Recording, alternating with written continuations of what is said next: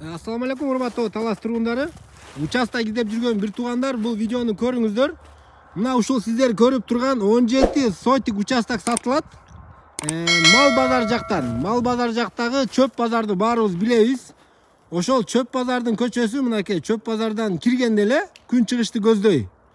Болжол менен 700-800 метрден кийин эле сол жак бетте мына ушул чоң участокты көрө аласыздар. Жанында ушундай чоң заңыраган там салынган. Узуну туугандар 70 метр, мындай туурасы болсо 25 метр. Аябай кенен участок экен.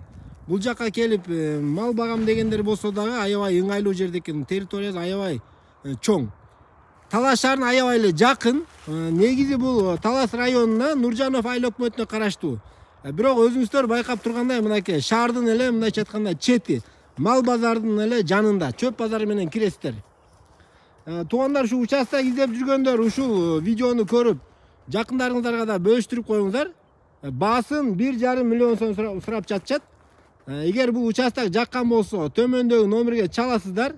Варианттарын карап көрөбүз деп атат, унааларга алмаштыруу же болбосо өзүңүздөргө бир ыңгайлуу болгон шартыңыздардын келген варианттарды сунуштап көрүңүздөр. Балким содалашып бул жерди алып калышыңыз мүмкүн.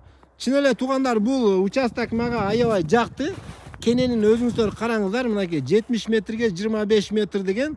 Кандай сарай салсаңыз дагы чоң, ушундай заңыраган особняк салсаңыз дагы ичине баары батып кетчүдөй экен. Видеого лайк басып койгонду унутпаңыздар туугандар. Биз сиздердин ар дайым кызматыңыздардабыз. Келерки чыгарышка чейин сак саламатта калыңыздар.